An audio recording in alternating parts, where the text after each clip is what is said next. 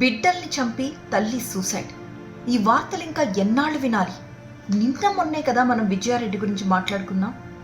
చేతికి అందొచ్చిన పిల్లల్ని ట్రైన్ కింద పెట్టేసింది, తను కూడా ప్రాణాలు తీసుకుంది.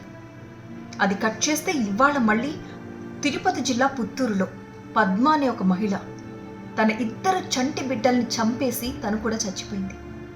తేజాలాస్య, ఒక పాప వయసు 7 ఏళ్ళైతే ఇంకొక పాప వయసు 5 ఏళ్ళు, చక్కగా స్కూల్కి వెళ్ళి చదువుకుంటున్నారు ఇద్దరు. వాళ్ళిద్దరికీ తెలియదు అమ్మ తమతో తాడాట ఆడుకుంటుంది అనుకున్నారు, కానీ ఉరివేసి చంపేస్తుందని ఊహించే వయసా వాళ్ళది. బెడ్రూమ్లో నిర్దాక్షిణ్యంగా ఇద్దరు పిల్లలకు ఉరివేసి హాల్లోకి వచ్చి ఆ తల్లి కూడా ఉరివేసుకుని చనిపోయింది. ఏం జరిగింది అంటే ఒక సూసైడ్ లెటర్ రాసింది ఆమె. ప్రేమ వివాహం చేసుకుని అందరికీ, తల్లిదండ్రుల్ని కాదని ప్రేమ వివాహం చేసుకునే వాళ్ళకి నా లైఫ్ ఒక గుణపాఠం కావాలి అని చెప్పి 2 పేజీల సూసైడ్ లెటర్లో ఆమె ఆవేదన అంతా వెళ్ళగక్కింది పద్మ. 8 సంవత్సరాల క్రితం లవ్ మ్యారేజ్ చేసుకుంది శివశంకర్ని. డిగ్రీ చదువుకునే టైంలో ఇద్దరు ప్రేమించుకున్నారు, పెద్దలు ఒప్పుకోలేదు. వాళ్ళిద్దరిని ఎదిరించి ఏకమై చక్కగా సంసారం కూడా చేసుకుంటున్నారు. ఈ క్రమంలో ఇతనికి చెడు అలవాట్లు బానిసైపోయాడు భర్త.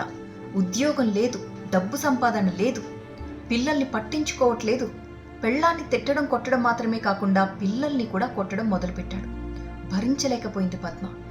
ఎన్నో సంవత్సరాల నుంచి లోపల ఉడికిపోతున్న ఆ బాధ, ఆవేదన తన ప్రాణాలు తీసుకునేంత వరకు వచ్చేసింది.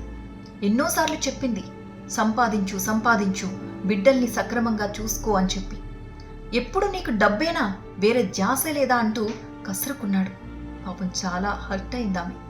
కుటుంబ పోషణకి డబ్బు అడిగితే, ఇంటి అవసరాల కోసం డబ్బు అడిగితే దానికి కూడా డబ్బు పిచ్చి అనుకుంటావా అని చెప్పి లెటర్లో రాసి, ఇక నేను చనిపోతున్నాను, నేనుండను కదా, నువ్వు మరో పెళ్లి చేసుకో, కనీసం ఈసారైనా లైఫ్ సెటిల్ అయ్యాక నువ్వు పెళ్లి చేసుకో అని చెప్పి అతనికి హితవు పలికి ఆమె రాసిన సూసైడ్ లెటర్ ఎంతో వర్ణనాతీతంగా ఉంది. ఆమె బాధ అందులో. తల్లిదండ్రులకి క్షమాపణ చెప్పింది, తన అన్నకి క్షమాపణలు చెప్పింది. ఇంతకాలం నేను నీతో మాట్లాడలేక కాదన్నా, నా పరిస్థితి ఇది అని నీ దగ్గర ఎలా నా ఫేస్ చూపించుకోవాలి, మిమ్మల్ని అందరినీ కాదని వచ్చేసానే అని చెప్పి తన బాధనంతా ఆ లెటర్లో వెళ్ళకక్కింది. పాపం ఇద్దరు పిల్లలు. ఆమె సూసైడ్ చేసుకుని చనిపోయిన ఘటన ఇప్పుడు ఆ ప్రాంత వాసుల్ని కలవర పెడుతోంది. ఎందుకంటే ఆ క్షణం వరకు కూడా వాళ్ళ కళ్ళ ముందు ఆడుకుంటున్న పిల్లలు ఇలా ఉరితాళ్లకు వేలాడుతూ కనిపించిన ఆ దృశ్యాన్ని ఎవరు మాత్రం జీర్ణించుకోగలరు?